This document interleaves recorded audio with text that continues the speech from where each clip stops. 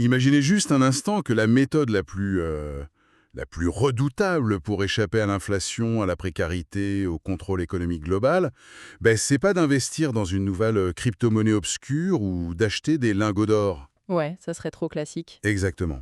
Imaginez que la clé, en fait, elle se trouve dans une simple gourde en inox, à simple paroi. Et dans le fait de, je sais pas, tenir la porte à son voisin pendant 10 secondes. C'est vrai que dit comme ça semble presque absurde vu l'ampleur des crises actuelles qu'on traverse. Mais c'est précisément cette mécanique ultra contre-intuitive qu'on va décortiquer aujourd'hui. C'est ça, bienvenue dans notre nouvelle plongée. Aujourd'hui, on explore les documents fondateurs d'un projet qui s'appelle l'Atereco. Et pour poser le cadre tout de suite, pour ceux qui nous écoutent, l'Atereco, c'est pas un énième manifeste politique. C'est pas non plus un guide de survie classique, genre survivaliste dans les bois. Non, pas du tout. C'est vraiment un écosystème hybride extrêmement détaillé. C'est à la fois une architecture psychologique, un manuel de résilience matérielle et aussi une infrastructure numérique. Et leur promesse est quand même super audacieuse parce qu'ils fournissent un plan d'action pour qu'un foyer atteigne une souveraineté locale presque totale en seulement 5 ans. Et juste avant de plonger là-dedans, une petite précision importante de neutralité. Les sources qu'on analyse aujourd'hui contiennent des critiques très très fortes de notre système macroéconomique et de la société de consommation. Notre mission aujourd'hui, c'est absolument pas de prendre parti pour ou contre ces visions. On veut juste exposer objectivement comment leur modèle fonctionne. Tout à fait. Et ce qui rend cette lecture vraiment fascinante, c'est leur obsession pour les mécanismes en fait. Ils se contentent pas de dire il faut consommer moins, genre injonction morale. Ils décortiquent le comment. Ouais, c'est le concret qui prime. Voilà. Comment on passe d'une dépendance totale aux chaînes d'approvisionnement mondiales à un réseau de quartiers résilient qui est capable d'encaisser des chocs majeurs sans s'effondrer. D'accord, alors décortiquons tout ça. Pour bien comprendre leur solution, il faut d'abord regarder leur diagnostic du problème. Dans les textes, ils y vont pas de main morte. Ils considèrent notre architecture économique actuelle comme une, je cite, escroquerie de la dette. C'est le mot qu'ils emploient, oui. En gros, le fait que la vie coûte cher et que les salaires soient juste suffisants pour survivre, c'est pas un bug du système, c'est un levier de contrôle. Le mécanisme sous-jacent qu'ils pointent du doigt, c'est vraiment la confiscation du temps et de l'espace cognitif. L'endettement, que ce soit pour payer un logement, une voiture ou juste des biens de consommation, ça oblige l'individu à maintenir une cadence de production ininterrompue. Ah oui, la fameuse roue de hamster. Exactement. Un individu qui angoisse le 15 du mois pour payer ses factures, physiologiquement, il n'a juste pas la disponibilité mentale pour repenser son mode de vie ou investir dans des infrastructures durables. L'urgence bloque la réflexion stratégique à long terme. Moi, l'analogie qui m'est venue en lisant ça, c'est vraiment ça, c'est courir sur un tapis de course, tu vois. Sauf que c'est le système économique qui contrôle la vitesse et l'inclinaison. Tant que t'es obligé de sprinter pour pas tomber à la fin du mois, t'as tout simplement pas la bande passante mentale pour descendre du tapis et fabriquer tes propres chaussures. C'est une super métaphore. Tu es complètement captif du mouvement. Et la question centrale de la Terre Éco, c'est donc comment on ralentit ce tapis de course sans se faire éjecter violemment contre le mur. C'est la grande question, oui. Et leur réponse technique, c'est ce qu'ils appellent la monnaie temps. C'est vraiment leur premier outil de déconnexion. Plutôt que de prôner une rupture brutale, genre on lâche tout, ils proposent une substitution progressive via une plateforme numérique qu'ils appellent Cyclo 4. J'ai regardé la mécanique de cette monnaie temps, et c'est redoutable de simplicité, en fait. 1 minute de service rendu équivaut à 1 unité de temps. C'est tout. Ouais, pas de taux de change complexe. Voilà. Peu importe que la personne soit avocat d'affaires ou étudiant, 1 heure à garder les enfants du voisin, ça vaut 1 heure à vous aider à réparer une fuite d'eau sous l'évier. Et les sources projettent qu'en utilisant ce système au sein d'un quartier, un foyer peut remplacer une partie de ses dépenses et économiser environ 10% de son budget annuel en euros. Et c'est justement dans l'utilisation de ces 10% que réside la vraie stratégie. Parce que le but, c'est pas du tout de récupérer du pouvoir d'achat pour aller s'acheter le dernier smartphone. Ah non, surtout pas. Ce capital financier qui est libéré par l'entraide, il est systématiquement réinvesti dans ce qu'ils nomment des outils d'autonomie. Et on parle de quoi concrètement, là, concrètement? On parle d'acheter des panneaux solaires, des cuves de récupération d'eau, de l'isolation thermique. C'est un transfert de richesse en fait. On convertit du temps social en résilience matérielle. J'ai fait le calcul de mon côté en lisant leurs projections.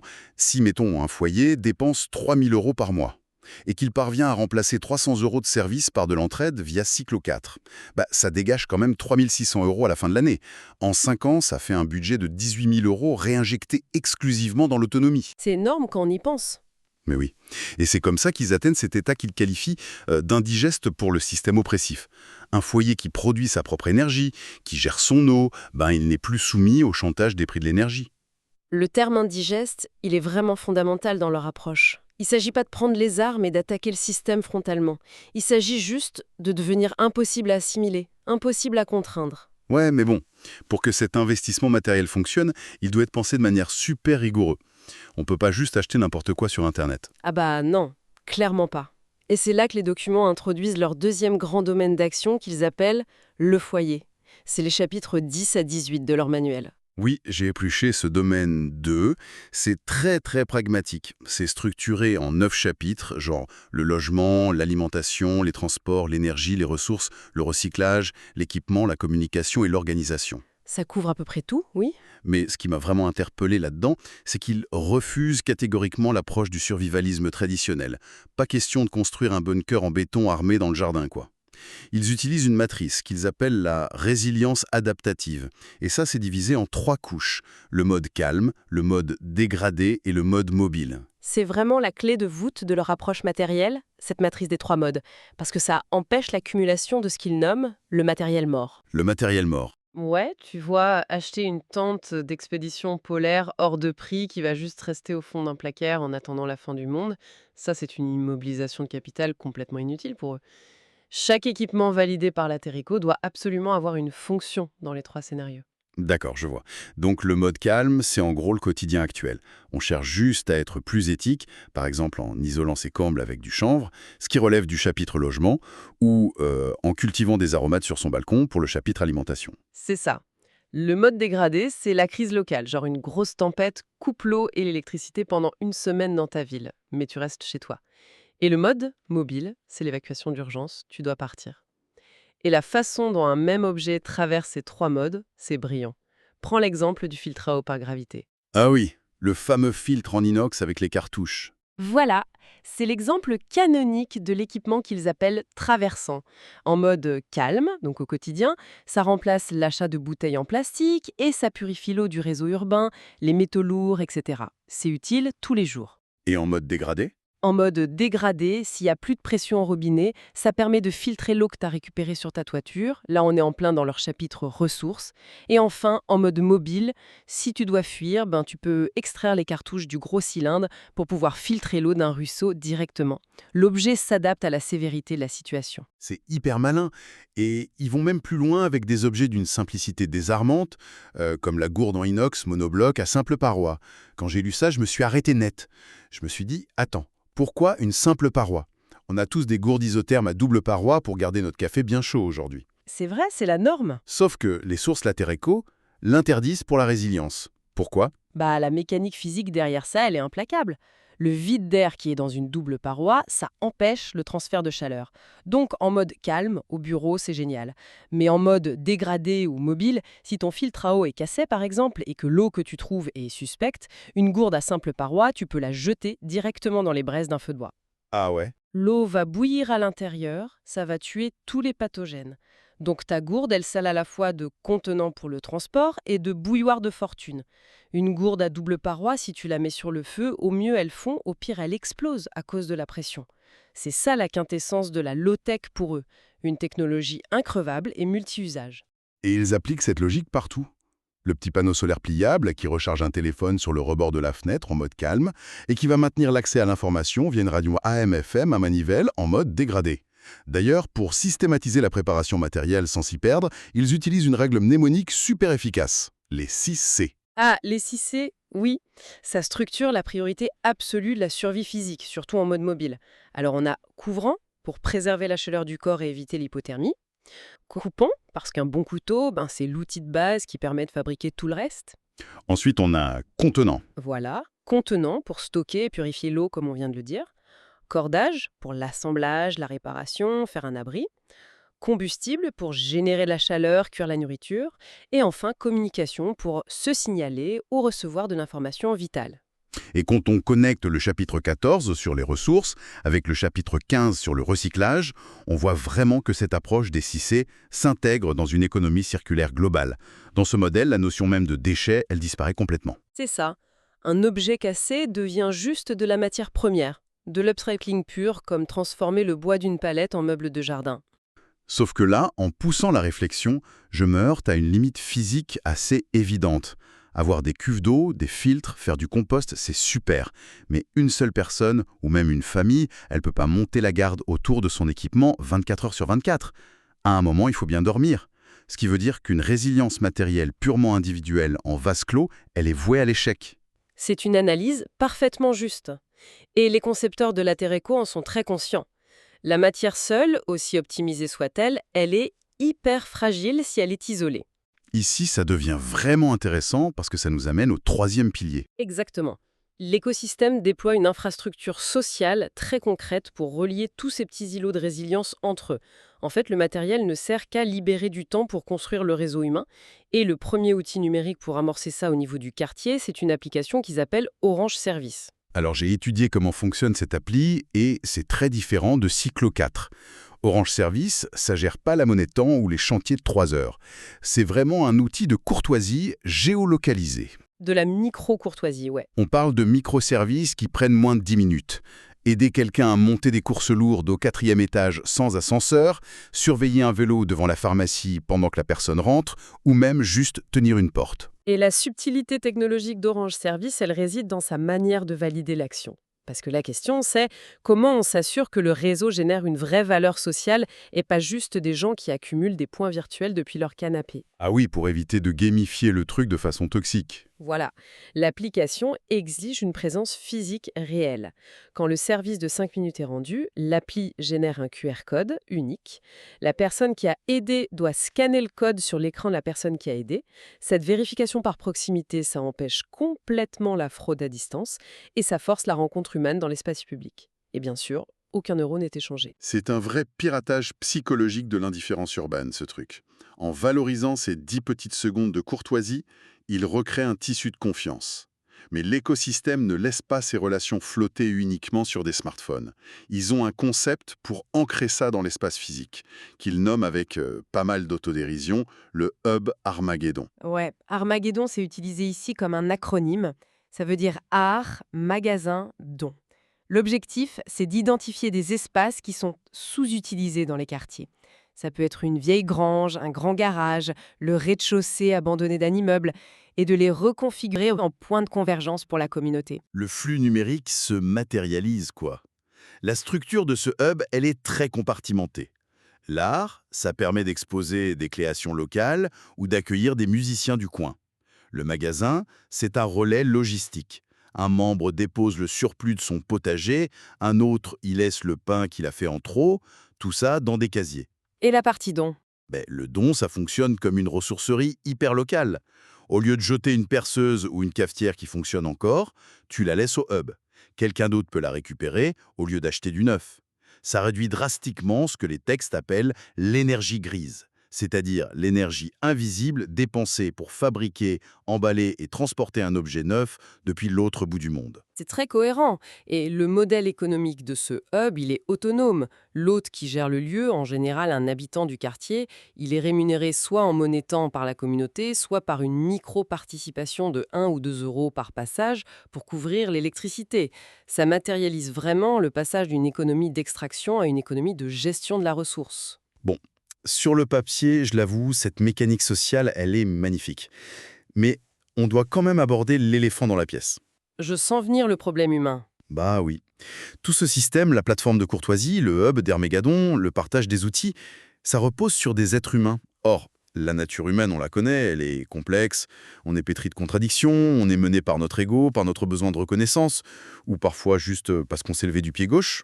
C'est clair. Sans structure psychologique, comment l'écosystème Latereco évite que ce beau réseau d'entraide ne s'effondre sous le poids des conflits de voisinage, ou pire, qu'il devienne une espèce de secte militante où tout le monde juge l'empreinte carbone du voisin? Et c'est la vulnérabilité principale, c'est la cause numéro 1 d'échec de toutes les communautés alternatives.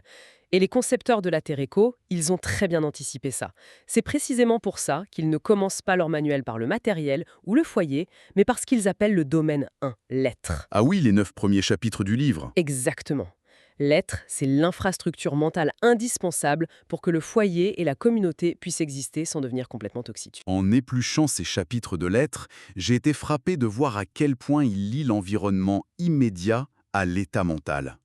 Le chapitre 1, par exemple, ça parle de la lumière, et pas juste pour dire d'allumer la lampe, mais ils expliquent comment installer des réflecteurs naturels chez soi pour optimiser la lumière du soleil, parce que ça régule le rythme circadien, ce qui stabilise l'humeur du membre actif. Tout est interconnecté pour eux. Le chapitre 3 aborde le temps, incitant à utiliser des méthodes comme le Pomodoro, mais pas pour être un travailleur acharné de la Silicon Valley, tu vois, plutôt pour forcer des temps de repos et sortir de cette fameuse urgence productive qui génère du stress et rend agressif. C'est une réappropriation du temps long. Le chapitre 9 sur l'optimisme va carrément jusqu'à recommander de consigner 3 succès ou gratitudes par jour. Le but, c'est d'utiliser la neuroplasticité du cerveau comme rempart contre l'éco-anxiété. C'est un véritable entraînement cognitif, en fait. Et au cœur de ce domaine de l'être, il y a la régulation du groupe par une communication qui est extrêmement codifiée. Pour l'Atérico, la communication, c'est pas un accessoire, c'est une technologie en soi. S'ils ne maîtrisent pas la gestion des conflits, tout le reste s'écroule. Et comment ils font ça concrètement?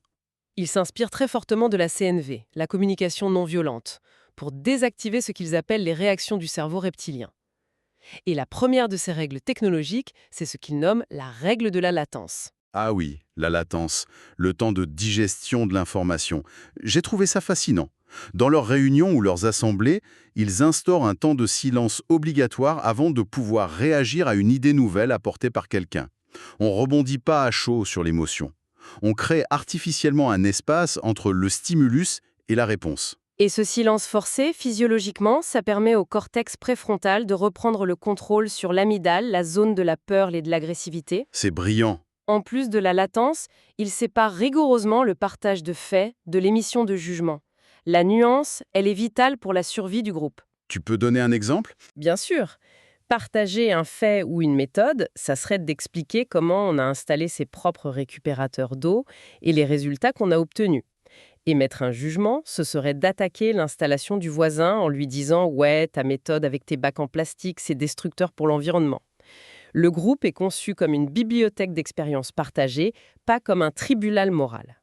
Et pour être certain de tuer l'ego dans l'œuf, avant même que la compétition ou le jugement s'installe, ils ont un rituel qui m'a complètement scotché. La météo des failles. Oh, ça c'est un concept génial. Généralement, quand on arrive dans un groupe d'écologie ou même sur les réseaux sociaux, on a tendance à vouloir prouver sa valeur. On étale ses succès, on montre qu'on a le plus beau potager en permaculture. L'Atérico inverse totalement la logique. Les membres sont invités à se présenter en partageant publiquement un échec récent ou une difficulté d'apprentissage. Le mécanisme psychologique derrière la météo des failles, il est redoutable d'efficacité. Parce qu'en exposant volontairement sa propre vulnérabilité, par exemple en admettant avoir laissé pourrir tout son compost parce qu'on a eu la flemme de le retourner, on désarme instantanément les autres. L'interlocuteur n'a plus besoin de construire une grosse armure de perfection pour se protéger d'un jugement qui, de toute façon, n'existe pas. L'empathie remplace la compétition. Exactement. Les sources ont une maxime fondatrice pour ça. L'écologie du cœur doit précéder l'écologie de la terre. Agresser ou humilier un individu au nom de la protection de la nature, c'est considéré chez eux comme une rupture totale de la philosophie du vivant. S'ils mangent de la viande ou s'ils utilisent un ordinateur, ils ne sont pas bannis. Et c'est cette règle absolue du respect de l'autre qui justifie la mécanique de ce qu'ils appellent la sortie élégante. C'est un protocole qui donne le droit et même le devoir à n'importe quel membre de quitter physiquement une discussion dès qu'il sent que l'échange devient stérile, toxique ou juste trop chargé émotionnellement. Et le truc crucial, c'est que le groupe est entraîné à ne jamais interpréter cette sortie élégante comme une fuite, une défaite ou un affront. C'est perçu au contraire comme un acte de protection de l'harmonie collective.